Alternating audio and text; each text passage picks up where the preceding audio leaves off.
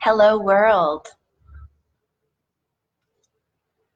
Good morning. I'm going to read something to open the space. This is a peaceful and loving, sacred, safe space. I will that only positive growth and healing take place within this circle, held and supported by the winds of the north, east, south, and west, the rivers and oceans, the sun, all the stars in the sky, and the great mother, our sacred earth. I pray that my life may be of service to the one heart for healing for me and all my relations, and that all beings everywhere may be happy and free. Thank you to all the guardian angels, ancestors, spirit guides, and light beings who are here with us. And I invite their loving support now. I do this in service to the highest and greatest good for all beings everywhere across all space and time.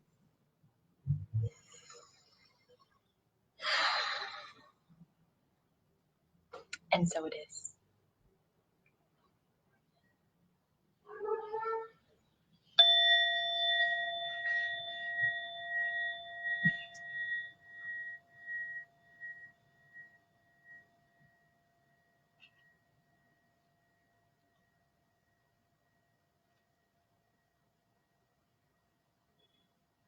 Thank you for being here with me, my loves. This will be a playful video in which I share some tools and practices that I have been using in these times of incredible chaos here on Earth. This will be especially of interest if you resonate with the term Lightworkers, fighters of the resistance, builders of the new Earth.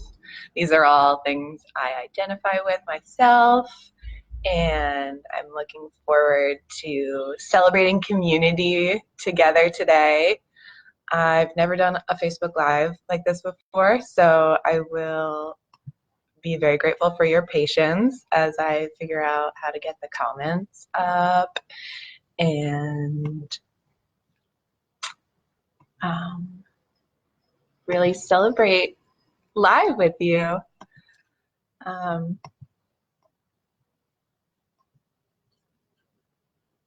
don't know why I can't scroll down anymore. Well, so this is a story that won't make perfect sense right away, and I'm being very gentle with the way that I allow it to birth through me and unfold. This is the story of a spiritual being having a human experience. That's me. And I'm on a path to make the world a place that likes itself better. And I know, like many of you, that the work I do inside of myself is amplified outwards throughout the whole planet and contributing to the massive changes that are taking place here on Earth. So when I say that I'm a person on a path to make the world a place that likes itself better, you can imagine that I'm working on that with myself. And it's not an easy road, and we all have to participate in that alchemy at some point in our lives. And I want to offer support to other people that are consciously undertaking this work at this time in the world. And a lot of us are struggling with chaotic socio-political climates. And a lot of my community is in the United States. And so I want to share what I've learned from outside of the United States about living in these climes and times. So good morning, good evening, good afternoon, wherever you are in the world. I'm going to light a candle on some sage here in this sacred space, and it's so beautiful to be connecting with you this way.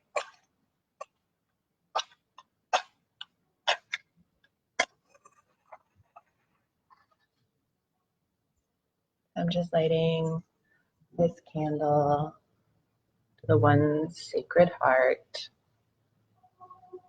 the one love of which we are all a part. And burning some sage, that this sage will create smoke that carries through the ethers into your space and brings cleansing and purification to any who should wish it as they watch this video during the live stream or on the replay. And I offer this smoke to our ancestors. A couple of weeks ago, I was blessed to have a really personal encounter with several generations of my ancestors. And for me, that's really special because in this lifetime, I've only known one of my grandparents, and I don't have many aunts and uncles, any alive. So my family is very small, and to feel the energetic family was such a blessing. So I'm going to share with you what that was like. I'm going to share with you lots of different things, and I hope they're of value, because my deepest desire is to be of service to the collective. And gosh, it's so good to see you all here. Yeah, Drew, one love. So I'm going to start by opening up my goddess oracle here and just see who's with us. So this is a deck of cards by Doreen Virtue. And each of the cards has a face of a goddess from multiple cultures across the entire modern and pre-modern history of humanity. So these cards are a wonderful tool. I like to shuffle them and invite energies that are present to make themselves manifest in the physical form through these cards. And whatever comes up is always perfect and a message from the beyond. So this is Bast. The message is to use independence as a foundation for strength and success. And to me, this message is really powerful because I've been working on what it feels like to be myself in community, in relationship, in communion with another, and witnessing how easy it is to be what I think other people want me to be. And I'm sure I'm not the only person that's learned lessons around this. So if you're having epiphanies about this, aha moments, or even questions that you want to pose to the community, please drop them in the comments. I want this to be interactive. I do have them up now, and I can see all the beautiful hearts that have been checking in with us. And just want to presence my cat, Pluto, who really likes attention, and he's adding his voice to the conversation. So. Hi, sweetie. Hello. Thank you. Thank you. So, sometimes being independent is exciting and risky. Sometimes it's risky. So I want to dive into a journey of independence that I've been taking over the last year and a half. And it started, well, when I was born, and we'll get that far, because this journey, it's been one that I've been integrating different elements of bit by bit. And when we get a lot from life, we have to integrate it slowly and over time. And so I'm going to tell this story starting from the beginning so that by the time I get to the end, I'll have integrated all the little bits. I'm just drinking hot water here. This is how I start my days. It's really exciting to be here with you on a Monday morning and to channel all these beautiful, strong community vibes at the beginning of a week that who knows what it's going to bring.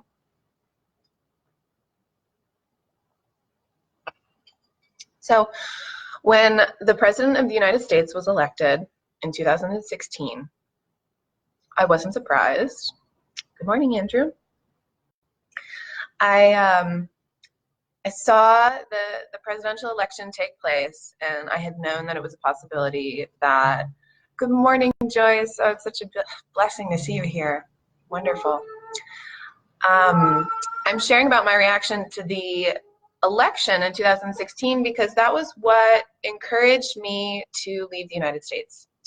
That was when I looked around and I said, geez, I've been upset with the way that the education system has been treating me as I've gone through college, and I have an incredible amount of student debt that is really just inhumane for a 19-year-old to try and fathom. I have a very strong distaste for the foreign policy that my nation seems to prefer. I think terrorism is pretty easy to understand, and I don't understand why people would fight terrorism with terror. So those were two big things in my decision to leave the United States.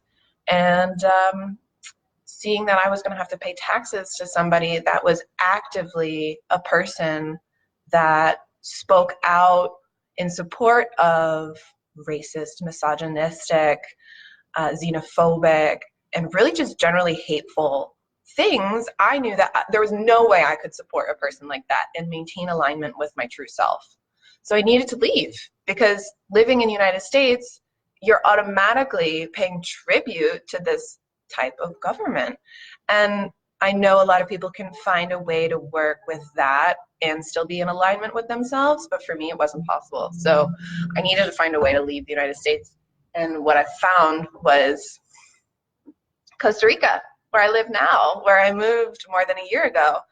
And the transition was more than geographical. It was cultural too.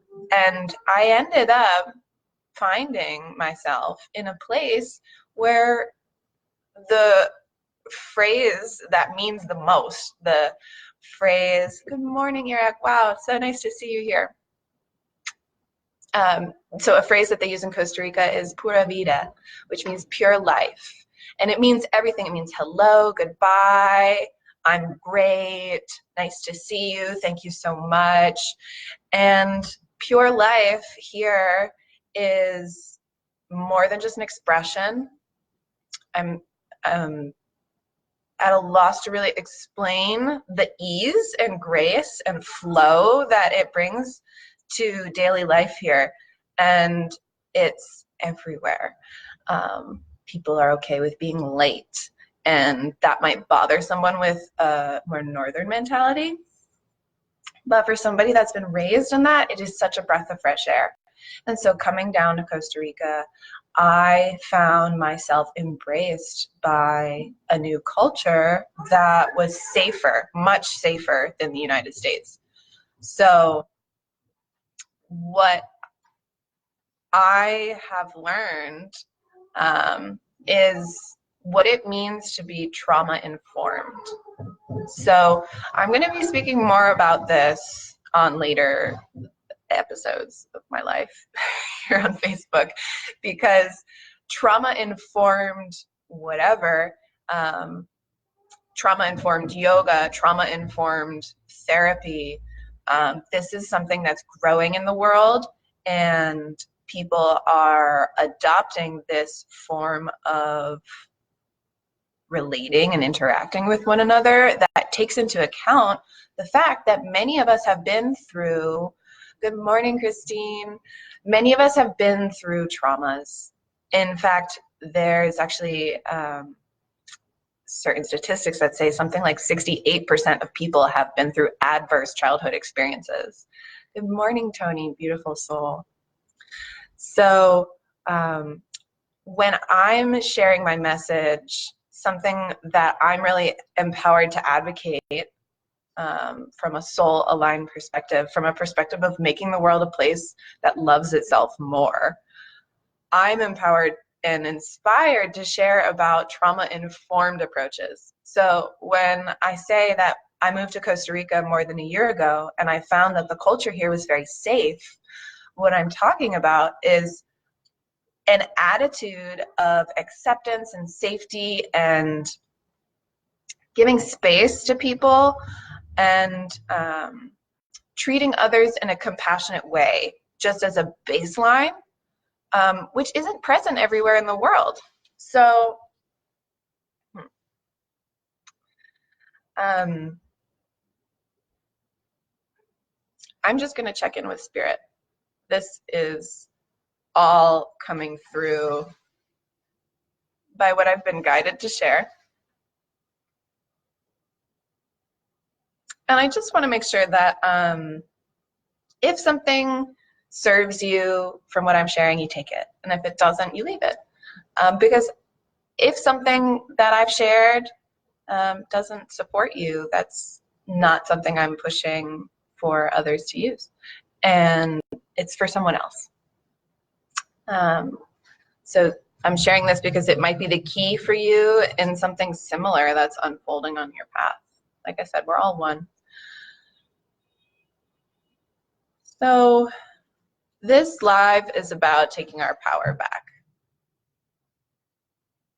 Taking our power back from the systems that have been designed to control us, like our governments and our institutions.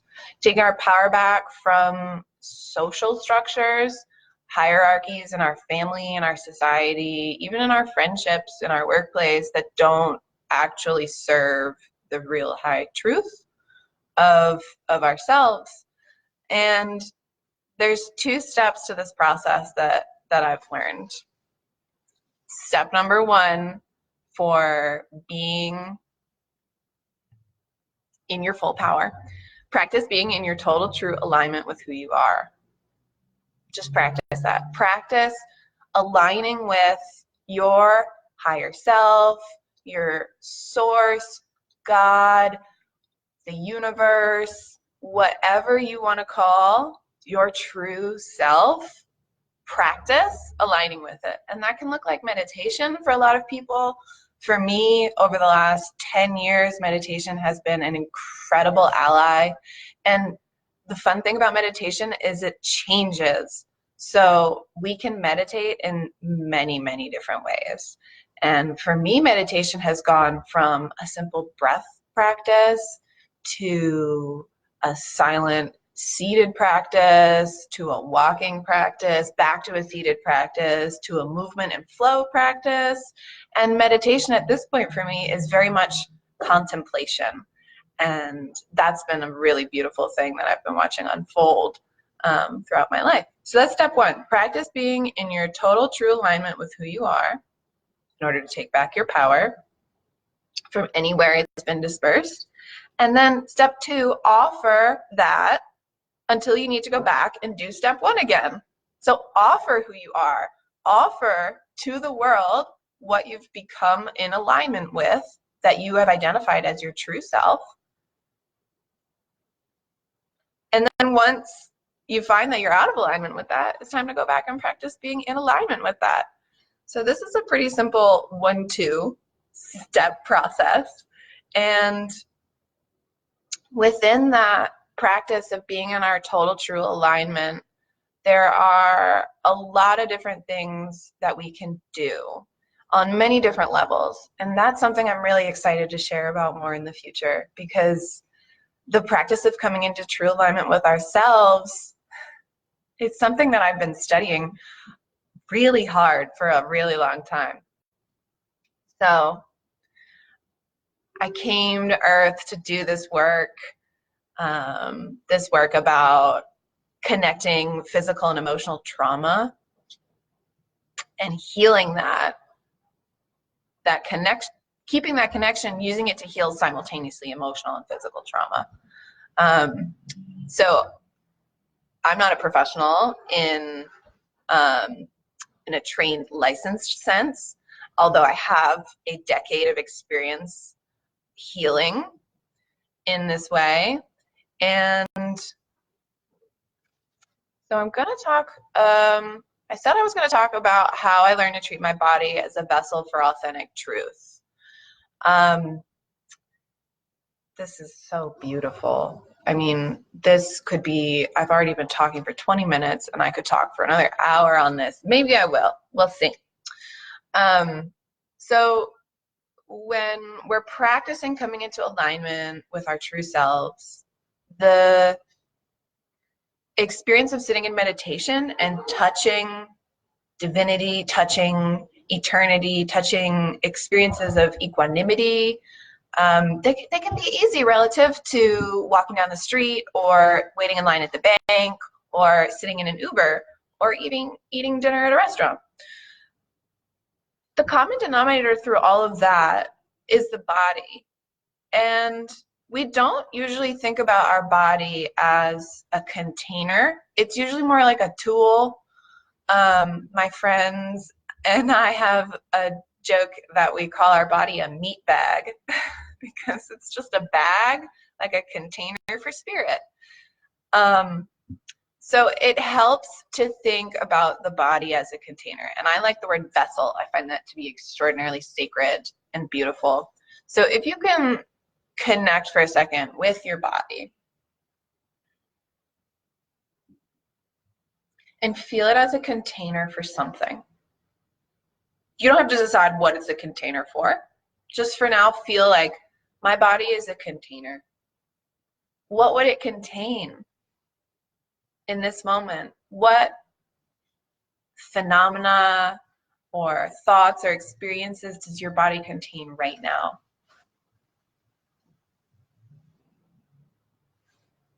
And I'm going to give you a breathing practice because breath work is an amazing tool for coming to know your body. So I've been practicing this one for 10 years, and that's my original favorite from Thich Nhat Hanh. So I invite you to exhale all the way. And now just inhale and think to yourself, breathing in, I know I am breathing in. And on the exhale, breathing out, I know I am breathing out. Breathing in, I know I am breathing in. Breathing out, I know I am breathing out. And you can shorten it. In, out. And just watch the quality of your breath. In, out. Being totally present with your breath.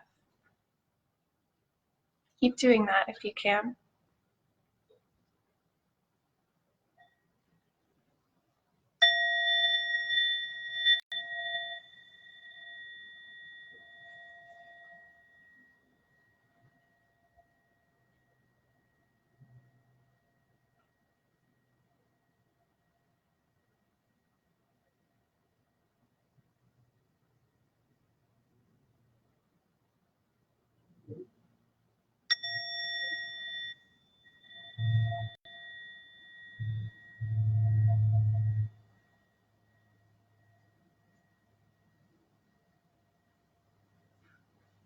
I want to invite you to share in the comments if you're live or on a replay what your experience was with that short meditation. And if you ever come back to this practice, the chances are really good that I'm practicing with you.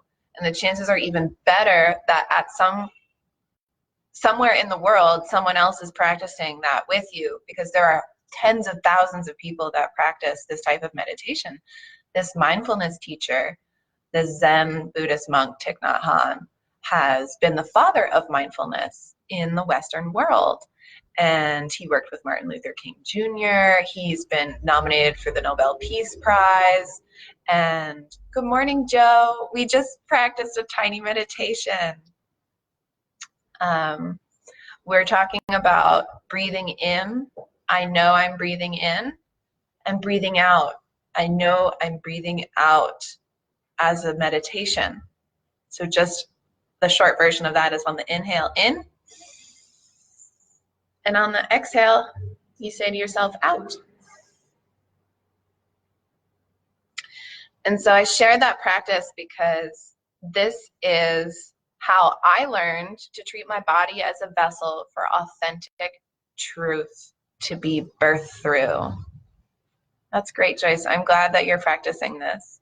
I'd love to hear what everyone's experience is with this, because it's not a given that we're going to be able to focus only on our breathing at any point in time. Even if we will it, that's what I'm focusing on. It's so common that thoughts will come, or worries or plans or distractions or physical sensations or just emotions, right? So this experience of sitting with the body as a container for breath, as a container for air, and connecting with our lungs, that our lungs are always working. Our heart and our lungs never stop working. Even when you sleep, they're still going. And how often, when was the last time you said thank you to your heart? When was the last time you told your heart, I love you, thank you. You work so hard for me and I don't even have to think about it, and you just keep going. Let's do that now. You can put your hand to your heart, and you don't have to use your voice, but you can also use your internal voice.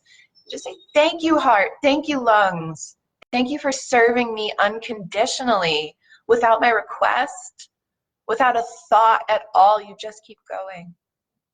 And so that experience of loving kindness towards our heart creates something really special. It creates joy, it creates happiness, it creates gratitude.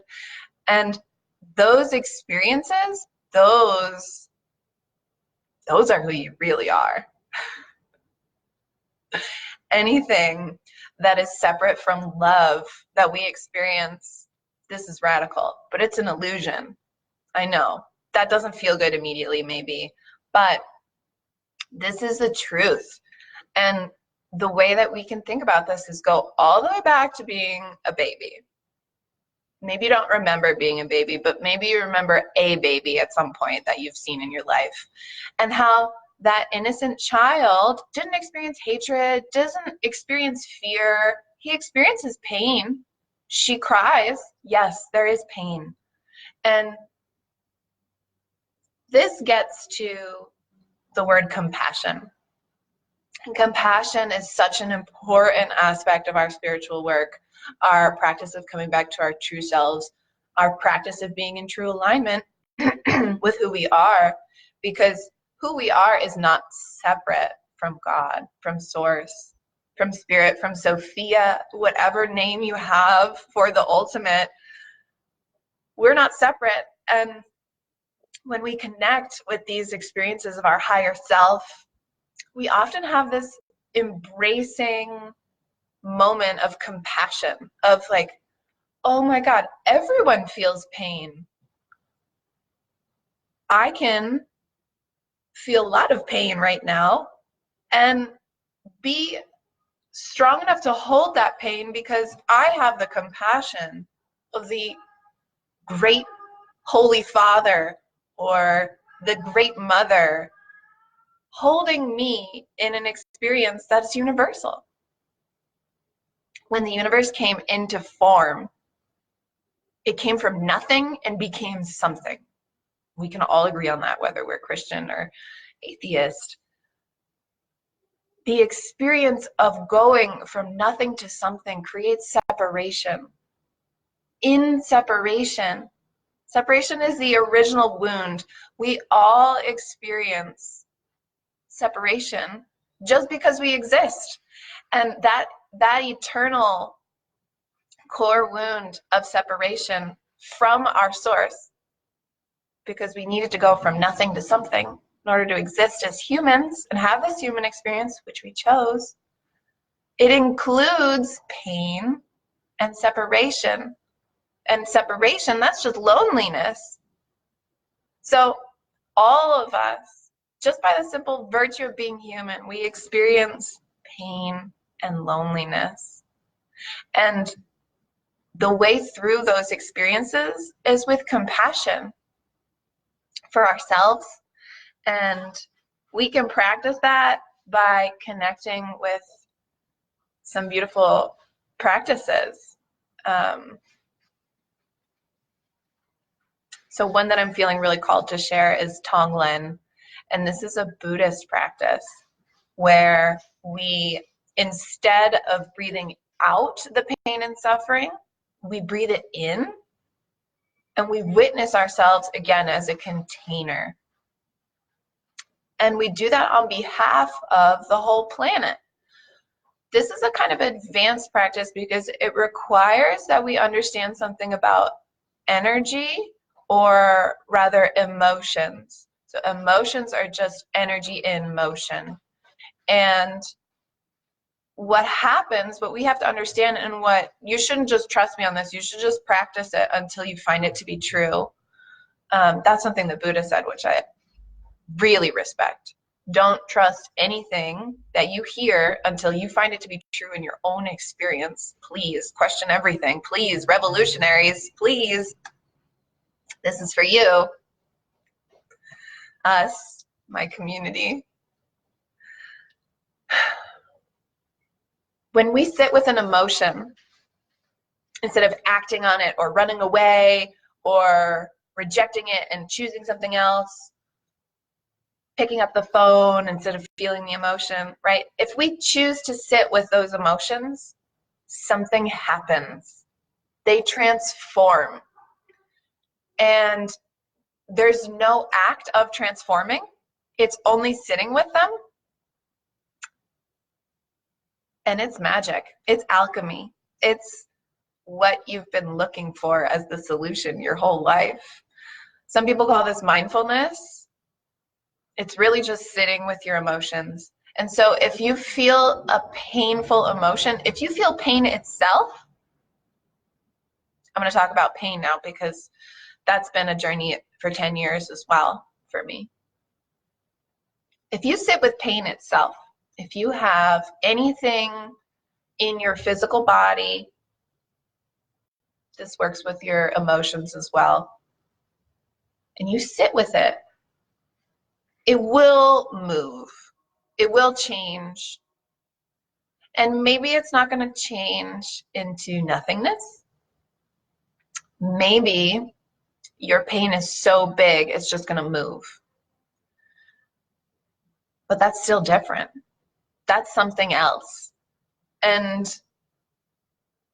when we get really deep into painful experiences, it's easy to feel powerless. It's easy to feel helpless. It's easy to feel alone. And now we're in this cycle. We've created momentum. We are sovereign, godlike creators. And we create momentum with our thoughts. Thoughts are things. So when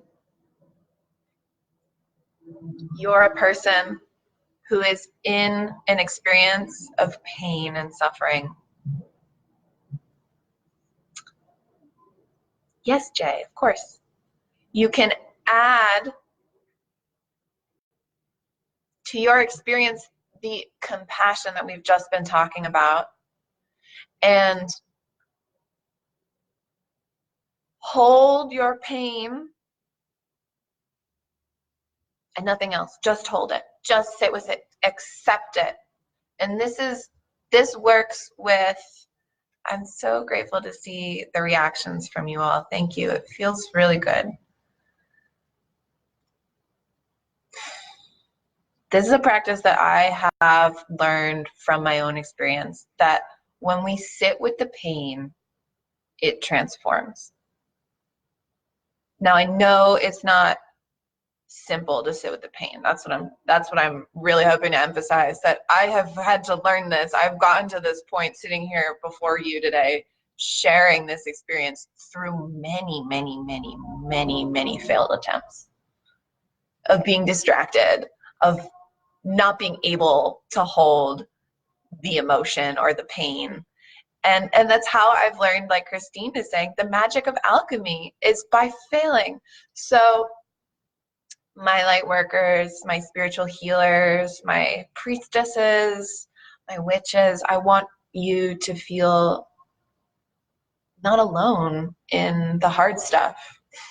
I really need you to know that I'm here because I've been through some truly difficult things. Yes, yes.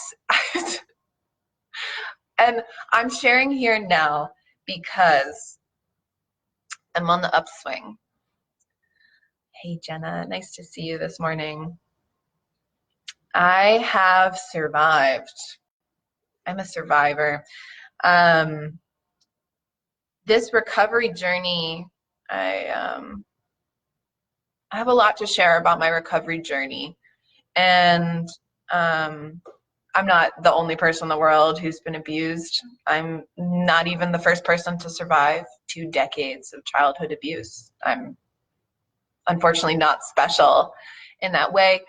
And that empowers me because I know that what I have been through is not unique. Certainly, I am unique and you are unique, but what we're all going through is somehow the same. Not exactly the same. I don't judge my experience or yours in any way, but these experiences of being alone and hurt, that is the nature of this universe that we live in. The world is built upon pain at an energetic level. The separation that's needed to transform spirit into matter is, thank you, is what creates pain. So we're not going to get away from it. And the first noble truth in Buddhism, there's four, is the existence of suffering. Suffering will always exist. The very first thing that we need to do, or a person who walks a Buddhist path, the very first thing that they need to do is accept that suffering is. There is suffering. There is suffering. And with that acceptance, which in itself is work, a lifetime of work, in that acceptance, there is magic.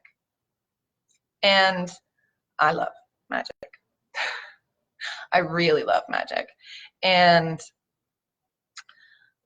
it's one of the practices that I've mastered to manage and overcome chronic pain and fatigue.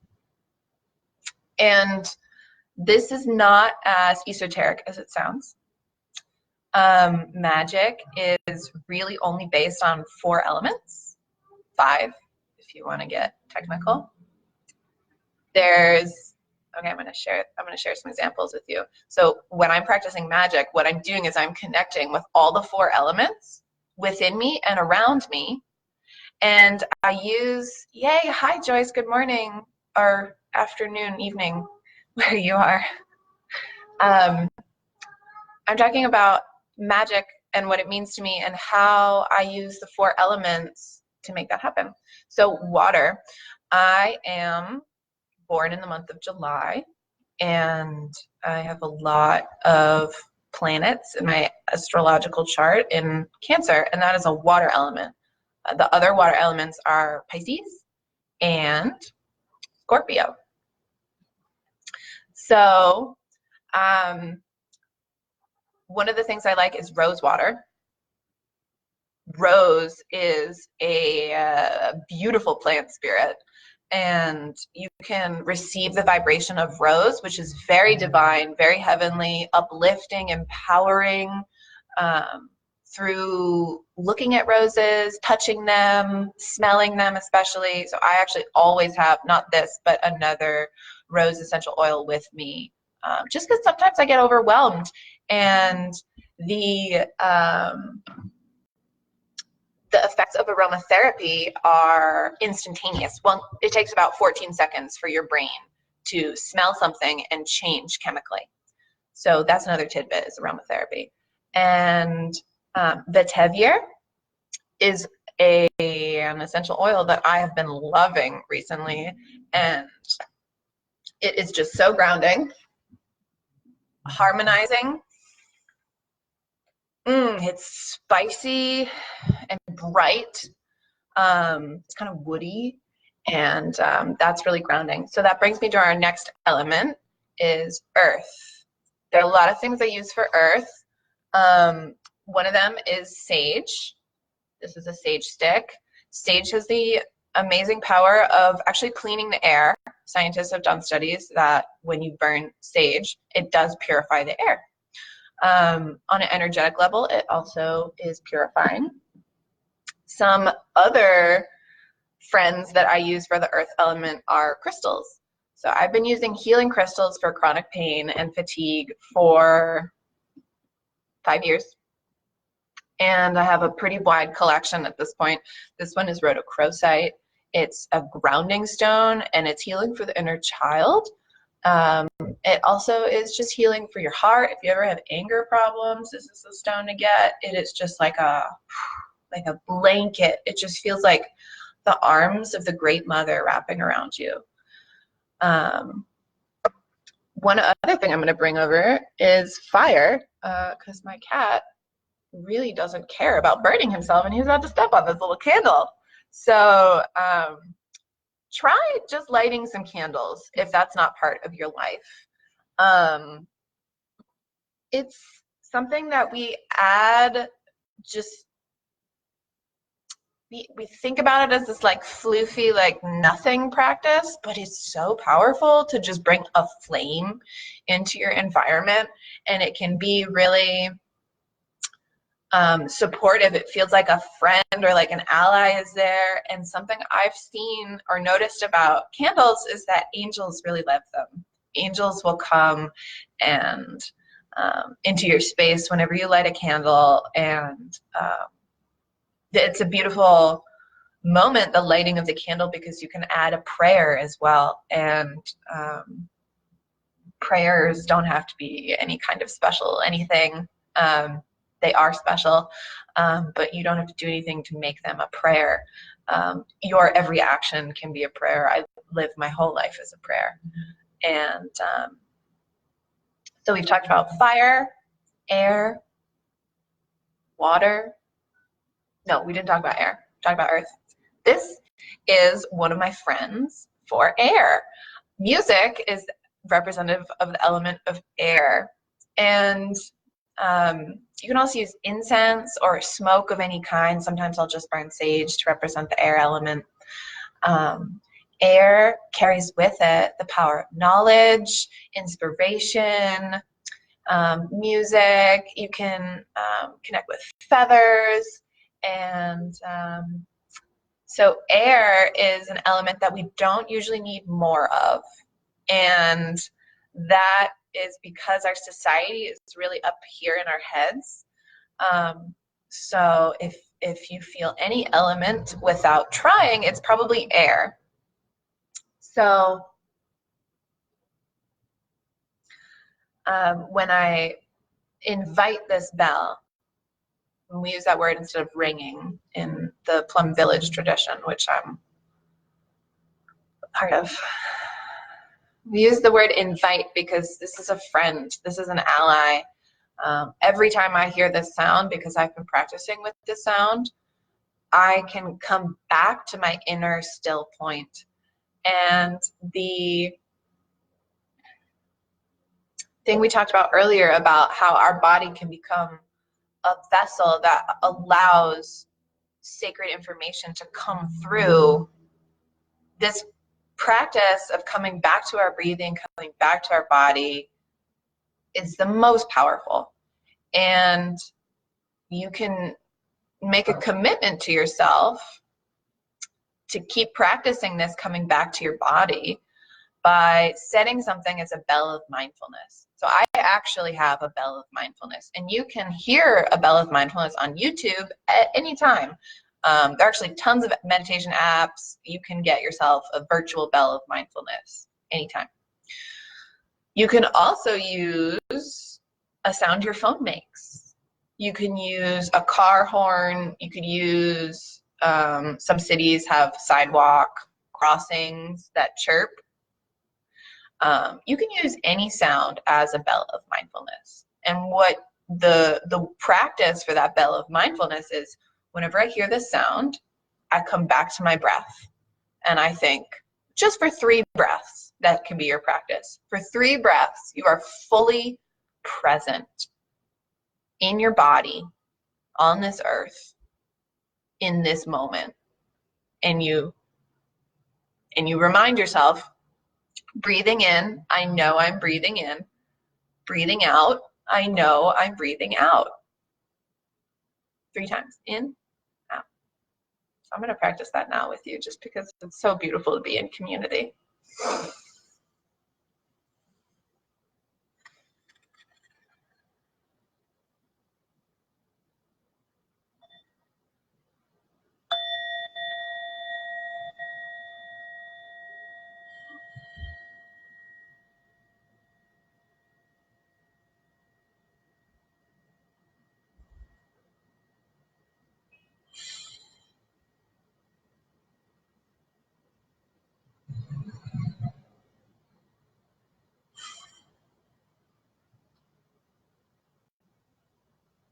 So again, if you had any experiences, big or small, with that short mindfulness practice, thank you. I really hope that you'll share them.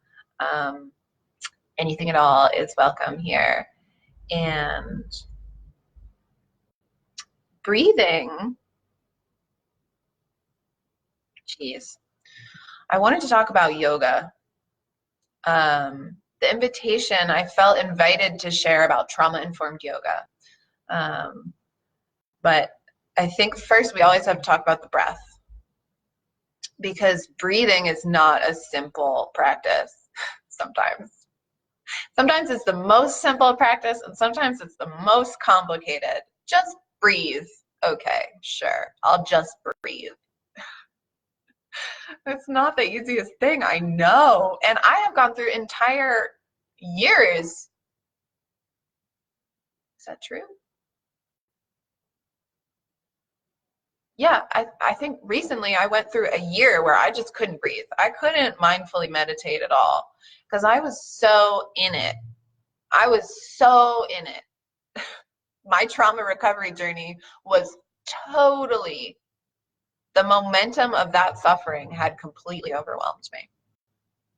And I really celebrate this moment because it's been 6 months of climbing out of this deep, dark, disgusting hole of despair. Good morning, Connie. Hello, buenos dias. The experience of coming back to meditation for me was so beautiful, because before last August, when my trauma memories surfaced, so I was in Costa Rica for a year. I was feeling safe. I was feeling happy. I was feeling pura vida. I was feeling grounded in the mountains all around me, and there was birds and flowers all the time, and I just finally felt safe and happy. And my subconscious said, oh, good, you're safe. Now you can deal with all this shit. You remember those 20 years where you were miserable? Yeah, that wasn't okay. That was actually a big deal. And my subconscious said, you know what? Boom, boom, boom, boom. Here are all your traumatic events that you're going to deal with. And it started with just one, And I remembered that moment with fresh clarity. And I said to myself, oh my God, I was sexually abused. I didn't know. This whole time, I thought that was okay. I thought what he did was okay. I thought the way he treated me was normal. I thought it wasn't a big deal. Everyone told me it wasn't a big deal. And that's what I learned. That when I felt something, the response was, it's not a big deal.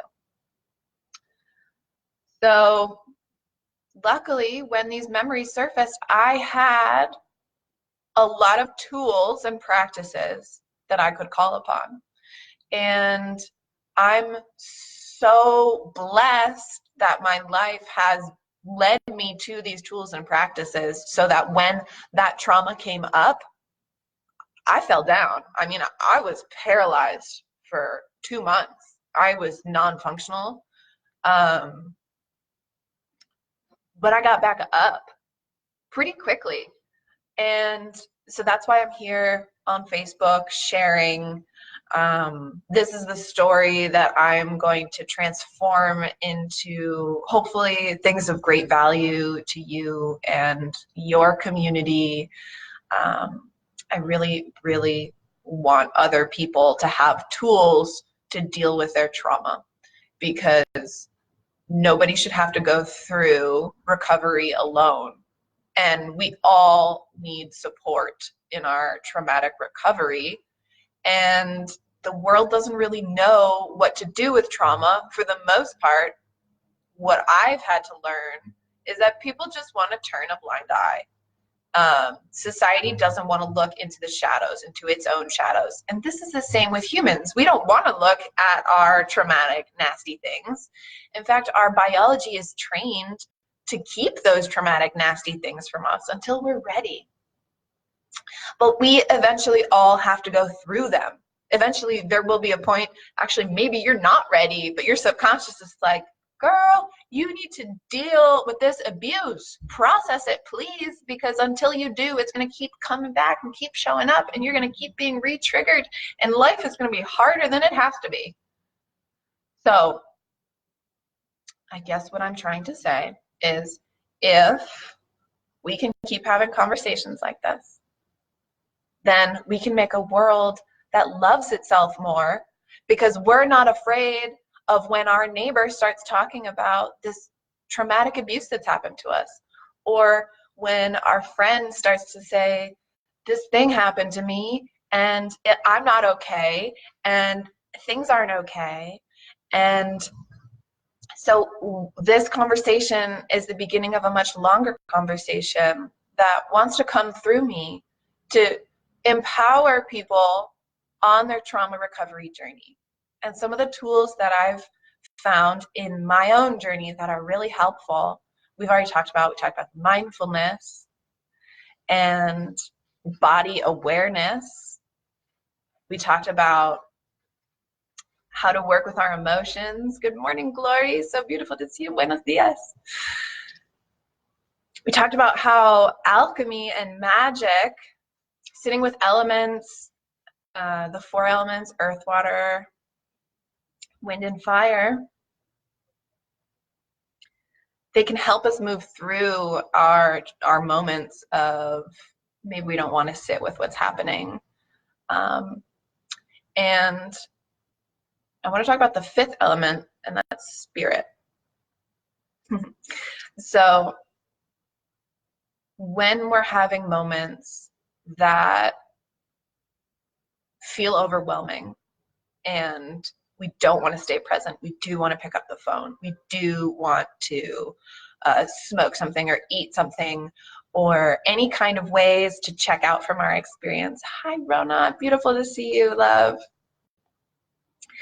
Anytime we have overpowering experiences, because of the simple fact that every human ever has experienced pain and separation, every single one. The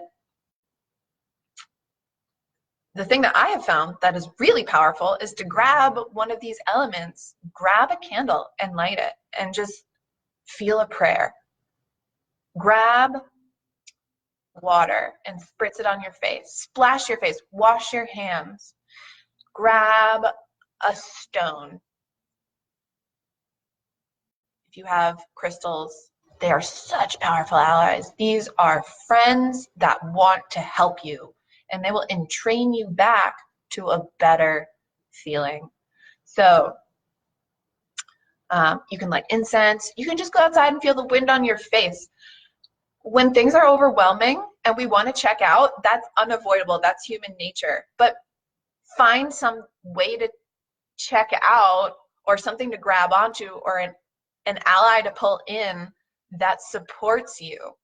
And so what I have found is that these 5 elements are really supportive, and it takes ritual, it takes checking back in with them again and again. So whether it's burning sage, whether it's like I said, using aromatherapy, please try next time to check in with one of these elements, and I hope you'll let me know how that goes. The 5th element you can check in with is spirit. And one of my favorite ways for checking in with spirit is my cards. So earlier I used the Doreen Virtue Goddess Oracle cards, and those are such powerful allies because each one is a being. So Bast has been with us. I also have this deck of tarot cards. They are angels and mermaids and unicorns and archangels. And they're just so beautiful. Drew says the strength is within you, within me, within us all. I have to run, but continue on, walk the path, be one. Thank you, Drew. I think everybody here can benefit from your wishes. Yeah. And Christine shared something beautiful about her experiences in meditation. She said when she was seeing our physical bodies as a container, it reminded her of the Magdalene manuscript when she describes Kat as the physical body, Ka, the energy body, and Ba, the celestial soul. Yes, yes. So those are Egyptian words for phenomena that all humans everywhere across all space and time have experienced. And they've been named different things based on different traditions, which I think is the proof that we need that these are real. If there are many different words for something, it's not because it's imagined. Christine actually sent me the Magdalene manuscript a few days ago, and it was so, so, so beautiful. I highly recommend that if you're interested in Mary Magdalene or alternatives to the mainstream Christian discourse, which I was raised in, and so I'm pretty well versed in. Clear them out a little bit, and you can feel your wings starting to rustle on your back a little bit. Maybe you can see some beautiful golden or white or pink light around you today. I have so much to share. I really do. Tons of practices, how to listen to the land, how to connect with your ancestors, how to feel and love your heart. This is a simple practice. Okay, this is a butterfly hug, and it only requires 2 hands. And Glory, I will email it to you. How about that? I'll get your email later. So for the butterfly hug, take your 2 hands and cross them across your body. And this is a style of tapping, but I'd rather you thought of it as a hug. So all you have to do is alternate tapping your hands, and this bilaterally stimulates your brain, and your nervous system is connected to your brain. And when our nervous system is overstimulated, havoc, chaos happens in our body. So if you get nothing else from this, just want you to practice this beautiful tapping experience, giving yourself a butterfly hug. And I'm going to end this in 1 minute because then it'll be an hour and a minute. And I think that's a really alchemically magical thing to do. So I'm going to take this time to hug myself with you and celebrate our community. All the people that have been here today have received something high vibe that they're going to carry out into the world, and you're a part of that, even if you're watching this on a replay. And I'm just so grateful for you giving me the chance to share my voice with you. Om Shanti Shanti Shanti. Thank you so much, my friends. You are loved and very special. This is a blessed day. All is well. Namaste. Thank you. Love you too.